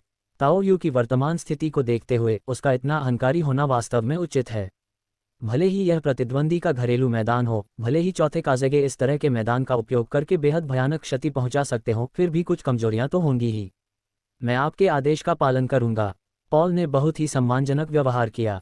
हालांकि पॉल बाद में एक महान व्यक्ति बने, लेकिन उनका अंतिम भाग्य तथाकथित नियति द्वारा आयोजित हत्या को स्वीकार करना था। भले ही वह लगातार भाग्य के खिलाफ विद्रोह करता हुआ प्रतीत होता है, लेकिन प्रतिरोध का प्रत्येक कार्य उसे भाग्य के पथ पर वापस ले जाता है, जिससे वह एक ऐसा युवक बन जाता है जो स्वाभाविक रूप से विरोधाभासी है। वह हमेशा से ही बहुत भारी बोझ ढोता रहा है और अब जब आखिरकार उसे इसे उतारने का एक वैध कारण मिल गया है तो उसने जरा भी संकोच नहीं किया। मैं आपका पिछला प्रस्ताव स्वीकार कर सकता हूं और मैं आपको यथासंभव सुरक्षा प्रदान करने का वादा कर सकता हूं, कम से कम आपके वातावरण को पहले से कहीं बेहतर बना सकता हूं। हालांकि मुझे निष्ठा की शपथ का समारोह चाहिए। ताओ यू लौह रक्त वाले शूरवीरों की विशेषताओं का उपयोग करके एक असाधारण क्षेत्र में उनके साथ प्रतिध्वनित होने का इरादा रखता है, जिससे उनकी शक्ति को अवशोषित करने के लिए अपनी खुद की सेना का गठन कर सके। यद्यपि उस रहस्यमय दुनिया की असाधारण शक्ति उसे छोड़ने के बाद काफ़ी कमजोर हो गई थी, लेकिन ताओयू के देवत्व प्राप्त करने से असाधारण क्षमताओं की नींव में उल्लेखनीय वृद्धि तो नहीं हुई, लेकिन बहुमुखी प्रतिभा में काफ़ी वृद्धि हुई। बाहरी दुनिया में पहुंचने के बाद इसका उपयोग अपेक्षाकृत आसानी से किया जा सकता है। इसके अलावा चूंकि ताओयू को खुद किसी भी मानसिक प्रतिक्रिया की चिंता नहीं करनी पड़ती, इसलिए वह आसानी से एक टीम बना सकती है। एक बार जब हम एक चरण का आयोजन कर लेते हैं तो अगर इससे भी बेहतर कुछ आने वाला हो तो हम बस अपना सामान समेटकर इसे फिर से व्यवस्थित कर सकते हैं। अब उसे इन लोगों की वफादारी की जरूरत है। अध्याय 498 आगमन। यह ताओयू ने अपने सामने मौजूद बलवान और अनुशासित फ्रेमेन लोगों को देखा और उनकी प्रशंसा किए बिना नहीं रह सका। हालांकि वे केवल साधारण लोगों का एक समूह है, लेकिन उनमें एक विशेष गुण है जो असाधारण रूप से उच्च है। ये थोड़ा अवैज्ञानिक लग सकता है, लेकिन वास्तव में ये काफ़ी गहरा अर्थ रखता है। पॉल की उन लोगों के बीच काफ़ी अच्छी प्रतिष्ठा थी और उनके अनुरोध पर शपथ ग्रहण समारोह काफ़ी सुचारू रूप से संपन्न हुआ। ताओयू ने उनके साथ एकात्मता का अनुभव किया और अतिरिक्त शक्ति प्राप्त करने के लिए किसी भी समय उनकी शक्ति को अवशोषित कर सकता था। इन फ्रीमैन परिवार के सदस्यों की व्यक्तिगत क्षमता भले ही औसत हो, फिर भी वे मात्रा को गुणवत्ता में बदल सकते हैं। उनके विश्वास ने शीर्ष से लेकर निचले स्तर तक एकता और निर्बाध सहयोग को जन्म दिया। इसलिए भले ही हमारे सामने लोगों की संख्या कम न हो, फिर भी प्रतिध्वनि का स्तर काफ़ी उच्च है, इसलिए रूपांतरण प्रभाव काफ़ी अच्छा है। आज भी ताओयू को सेना से काफ़ी उल्लेखनीय लाभ महसूस हो रहा है। मुख्य बात यह है कि ताओयू को लगा कि उनकी वफादारी को स्वीकार करके ही उसके लौह रक्त वाले योद्धा ने उसका कुछ हिस्सा आत्मसात कर लिया है। हालांकि प्रगति अभी तक महत्वपूर्ण नहीं है, लेकिन चौथे स्तर के पाचन तंत्र के लिए शुरुआत से ही इतनी प्रगति करना काफ़ी उल्लेखनीय है। जैसे ही मैं पीछे मुड़ूंगी, मैं निराशा की चुड़ैल के गुणों को आत्मसात कर लूंगी। वर्तमान असहजता का मुझ पर कोई नकारात्मक प्रभाव नहीं पड़ेगा।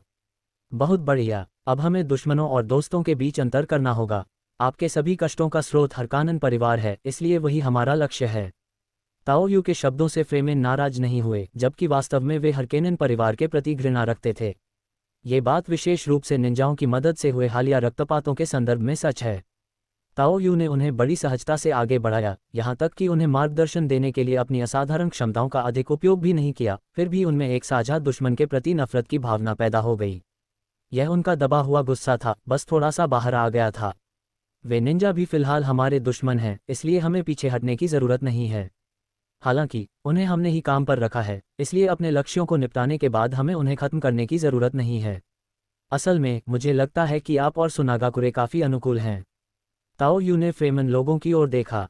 अगर पानी की कमी न होती तो शायद वे सुनागाकुरे से सीधे तौर पर न भिड़ते। सुनागाकुरे गांव में केवल निंजा ही नहीं रहते, आम लोगों को भी उनका समर्थन करने की आवश्यकता होती है।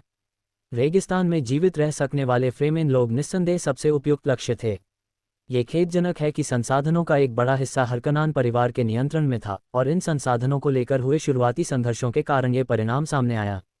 यदि फ्रेमेन के पास शुरू से ही हकुनान परिवार से निपटने के लिए सुनागाकुरे को फिर से नियुक्त करने के लिए पर्याप्त धन होता तो स्थिति अब तक बदल सकती थी। ताओयू, जो उस परिवार के संपर्क में था, जानता था कि परिवार में इतनी असाधारण शक्ति से निपटने की क्षमता नहीं थी। हालांकि होल्ट्समैन शील्ड शक्तिशाली है, लेकिन उनके कई तकनीकी हथियार भी बेहद शक्तिशाली हैं। लेकिन अंततः यह उपयोगकर्ता पर निर्भर करता है। हालांकि जैसे ही ताओयू ने निष्ठा की शपथ समारोह पूरा किया और थोड़ा प्रोत्साहन प्राप्त किया, जिससे कुछ भावनाएं जागृत हो गईं। आकाश से एक चील की चीख सुनाई दी, जिससे ताओयू ने ऊपर की ओर देखा। हालांकि ये दूर से दिखाई देने वाला एक छोटा सा बिंदु मात्र था, लेकिन यह निश्चित रूप से एक निंजा हॉक था। ये तो मेरे लिए एक तरह से तमाचा है। मैंने अभी अभी मुख्य मुद्दों को सुलझाना खत्म किया था और निंजाओं ने मुझे ढूंढ लिया। ताओयू ने अपनी जीभ चटकाई। उसे लगा कि सुनागाकुरे थोड़ा अनादरपूर्ण व्यवहार कर रहा है, लेकिन अच्छा हुआ कि उन्हें पता चल गया। इसे सांप को उसके बिल से बाहर निकालने का एक तरीका समझिए। ... भगवान येकुरा, हमें फ्रेमेन के निशान मिले हैं। एक निंजा, जो एक निंजा जानवर को नियंत्रित कर रहा था, तेजी से एक खूबसूरत नारंगी बालों वाली महिला के पास पहुंचा, जिसने बैकलेस पोशाक पहनी हुई थी, और सम्मानपूर्वक बात की। येकुरा सुनागाकुरे की एक महान नायिका हैं और यहाँ तक कि उन्हें चौथा काज़ेगे बनाने की मांग भी उठी थी। काज़ेगे का चुनाव हो जाने के बावजूद पाकुरा का सुनागाकुरे में अब भी काफ़ी सम्मान है। उनके नियोक्ता हैकनान परिवार के लगातार आग्रह के कारण फ्रेमेन की तलाश को दी जाने वाली अहमियत लगातार बढ़ती जा रही है। शैडो लेवल की एक शक्तिशाली हस्ती होने के नाते उसने व्यक्तिगत रूप से टीम का नेतृत्व भी किया। क्या आपको पता चला? चलिए हरकनान परिवार को सूचित करते हैं। हम तो बस उनकी सहायता के लिए आए हैं। हम उनके साथ चलेंगे, हमें सीधे कार्रवाई करने की कोई आवश्यकता नहीं है। ये काम ने आह भरी। वह एक आदर्श निंजा थी। हालांकि उसके मन में फ्रेमेन लोगों के प्रति सहानुभूति थी, लेकिन उसका रुख दृढ़ था और कार्रवाई करने की बात आने पर वह कभी पीछे नहीं हटती थी। जल संसाधनों के लिए लड़ते समय भी वह उतनी ही निर्दयी थी। अपने इस रुख के बावजूद उसने कई फ्रेमेन गढ़ों पर छापा मारने के लिए टीमों का नेतृत्व किया था और वह जानती थी कि वे रेगिस्तान में जीवित रहने के लिए संघर्ष कर रहे लोगों का एक समूह मात्र थे। हालांकि वह हरकनान परिवार को नापसंद करती थी और फ्रीमैन परिवार के प्रति सहानुभूति रखती थी, फिर भी उसने अपना निर्णय लेते समय जरा भी संकोच नहीं किया। निंजाओं का यही हश्र होता है। यहाँ हरकनान परिवार की संचार व्यवस्था अभी भी सुचारू रूप से काम कर रही है और समस्या की रिपोर्ट करने के बाद उन्हें तुरंत प्रतिक्रिया मिली। हैकनान परिवार को भी फ्रेमेन से गहरी नफरत थी। उन्होंने निंजाओं को पहले जाने का आदेश नहीं दिया, बल्कि उन्हें केवल उन पर नजर रखने और उन्हें खोने से बचाने का निर्देश दिया जब तक कि परिवार की सेना नहीं आ जाती। हमें एक निर्णायक कदम के साथ आगे बढ़ना होगा और किसी को भी पीछे नहीं छोड़ना होगा। प्रतीक्षा करते समय येकुरा की टीम में दूसरे नंबर के कमांडर रहे जोनिन में से एक ने सलाह दी, लॉर्ड येकांग, ऐसा लगता है कि इस बार ये फ्रेमेन के कुलीन लोग हैं। इतने बड़े समूह का इकट्ठा होना संभवतः उन विशालकाय रेत के कीड़ों के जरिए उनके आवागमन के कारण है। क्या ऐसा हो सकता है कि वे उन कीड़ों का इस्तेमाल किसी और मकसद से करने का इरादा रखते हों? इस जोनिन का एक बार फ्रेमेन द्वारा किए गए उल्टे हमले से सामना हुआ था। वह भयानक रेगिस्तानी दैत्य इतना बड़ा था कि वह पूंछ वाले जानवरों के आकार को भी पार कर गया। हालांकि उनमें चक्रा की कमी थी और वे निंजुत्सु का प्रयोग नहीं कर सकते थे, लेकिन उनके शरीर के विशाल आकार ने उन्हें एक साधारण मोड़ से ही अधिकांश निंजुत्सु की विनाशकारी शक्ति को आसानी से पार करने की अनुमति दी, जिससे उन्हें काफी नुकसान हुआ। दूसरे शब्दों में कहें तो इन रेतीले कीड़ों में युद्ध कौशल की कमी होती है और वे केवल अपनी शारीरिक सहज प्रवृत्ति का उपयोग करना जानते हैं। एक बार इनके तौर तरीकों को समझ लेने के बाद इन्हें प्रभावी ढंग से घेर कर निपटा जा सकता है। आखिरकार किसी लक्ष्य को मारना उसे टुकड़ों में काटना नहीं है, इसका मतलब सिर्फ एक घातक प्रहार करना है। गांव वाले इस बात पर भी शोध कर रहे हैं कि क्या इन रेत के कीड़ों को आध्यात्मिक जीवों के रूप में इस्तेमाल किया जा सकता है। हालांकि इसे पकड़ने की परिस्थितियां बहुत कठिन हैं। इसे ढूंढने की कठिनाई के अलावा इतने बड़े आकार को जीवित रखना भी बेहद मुश्किल है।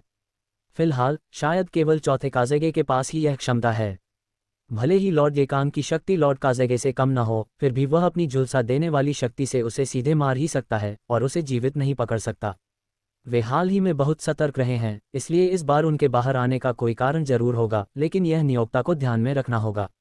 हमें बस अपना काम पूरा करना है। इस मामले में कोई पहल न करने वाले येकुरा कारण जानना नहीं चाहते थे। दरअसल हालांकि पिछले कुछ महीनों में ध्यान फिर से मौत के नखलिस्तान की खोज और पुनर्प्राप्ति के काम पर केंद्रित हो गया है, लेकिन विनाश अभियान फिर से शुरू हो गया है। लेकिन फ्रेमेन लोगों में मानव पूर्वाभास की क्षमता थी और वे यथासंभव हर हमले से बचते रहे। परिणाम वास्तव में महत्वपूर्ण नहीं थे। एक समय उन्हें लगा कि खुफिया जानकारी लीक हो गई है और कोई गद्दार शामिल है। मुझे समझ नहीं आता कि कोई मुझे धोखा क्यों देगा। अंततः कई आंतरिक जांचों के बाद सुनागाकुरे के लोग अपनी किंवदंतियों, तथाकथित भविष्यवाणी और पैगंबर में स्पष्ट रूप से विश्वास करने लगे। मसालों की अपनी दैनिक खुराक लेने के बाद येकुरा ने अपनी आंखें बंद कर लीं और अपने चक्रों को परिष्कृत करने के लिए ध्यान करना शुरू कर दिया। चक्र निंजा की नींव है। सुनागाकुरे छोड़ने से चक्रा में कमी आएगी, इसलिए शरीर में चक्रा की सक्रियता बनाए रखना महत्वपूर्ण है। ये मसाले निंजाओं के लिए उपयोगी उपकरण हैं। भन भन भन भन भन भन टिल्ड।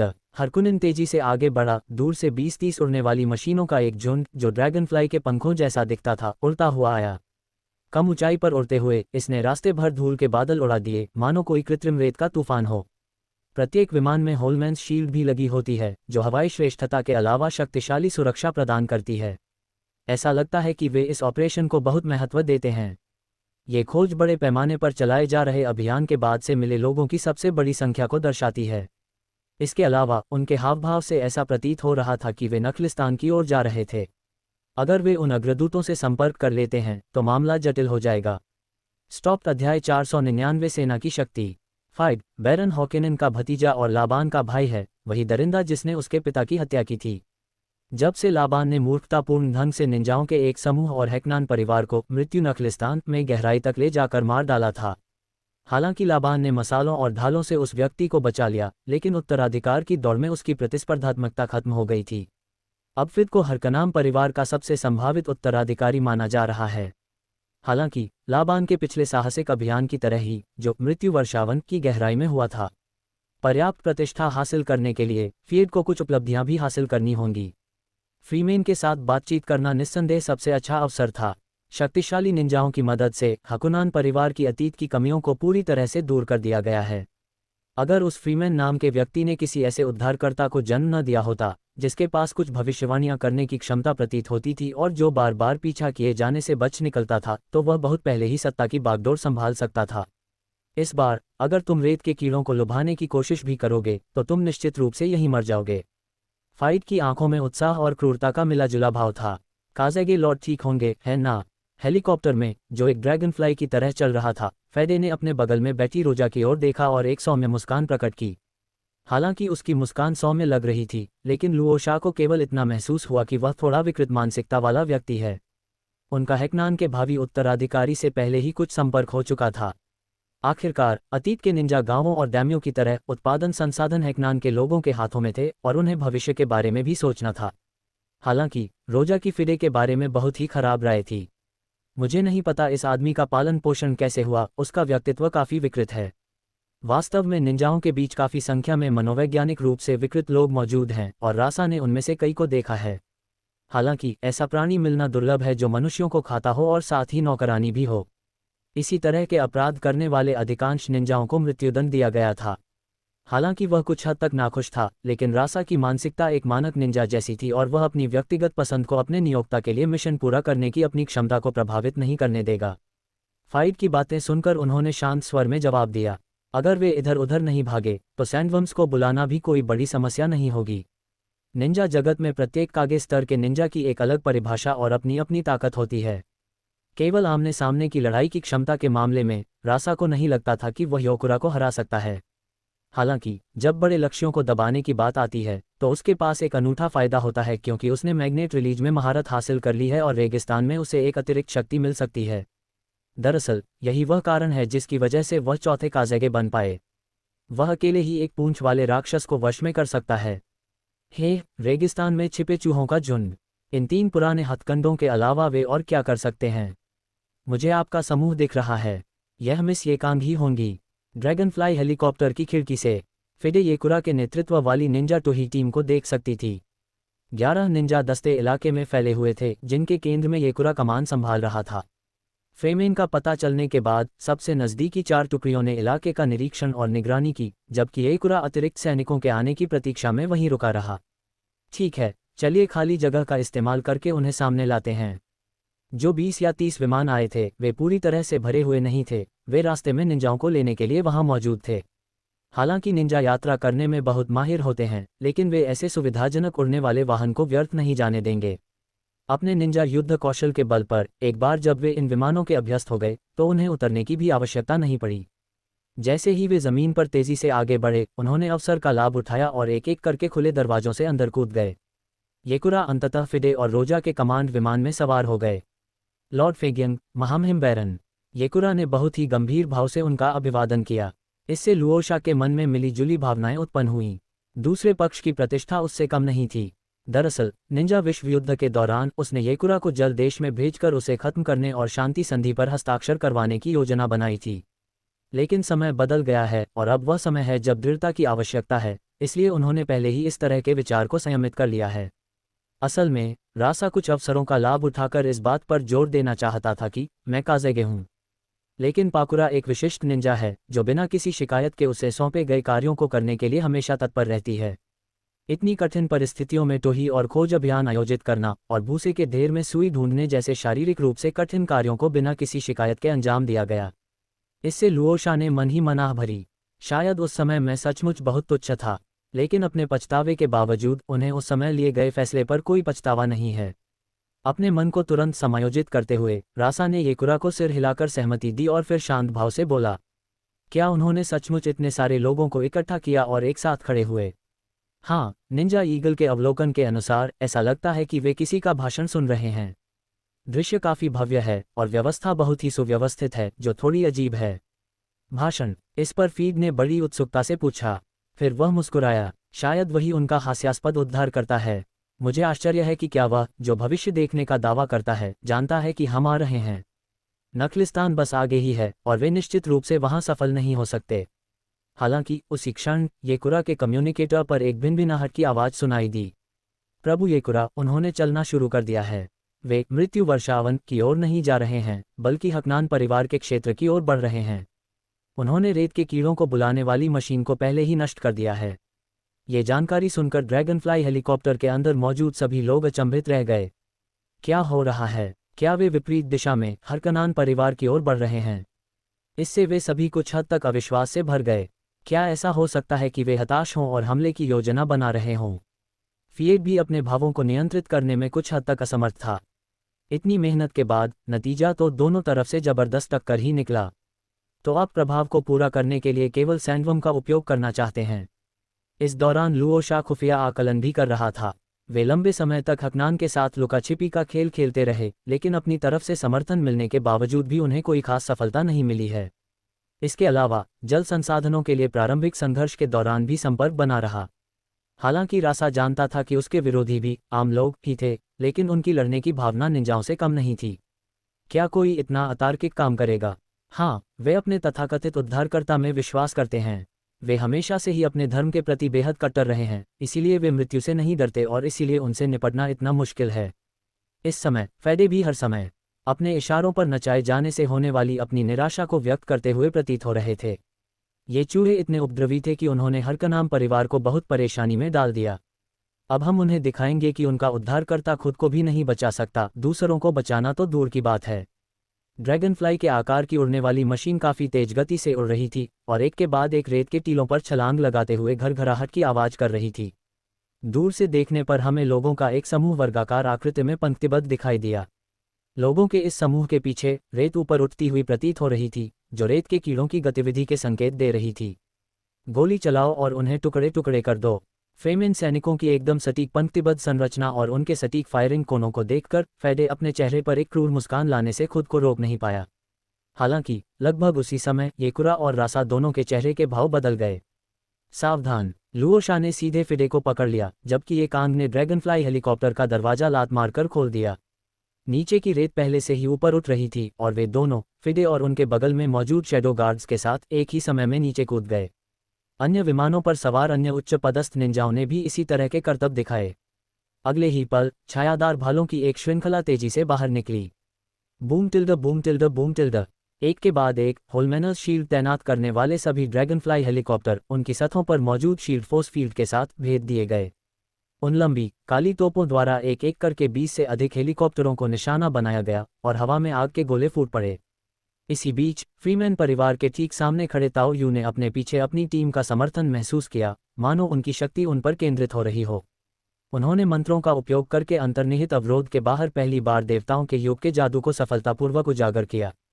टीम के समर्थन से आयरन नाइट ने टीम के बफ्स को आत्मसात किया और अपने कई शैडो और टैलेंट बोनस का उपयोग किया। लीजन की छाया से बने भाले ने आसानी से ड्रैगनफ्लाई हेलीकॉप्टर को नष्ट कर दिया, जो अपना व्यापक हमला शुरू करने ही वाला था।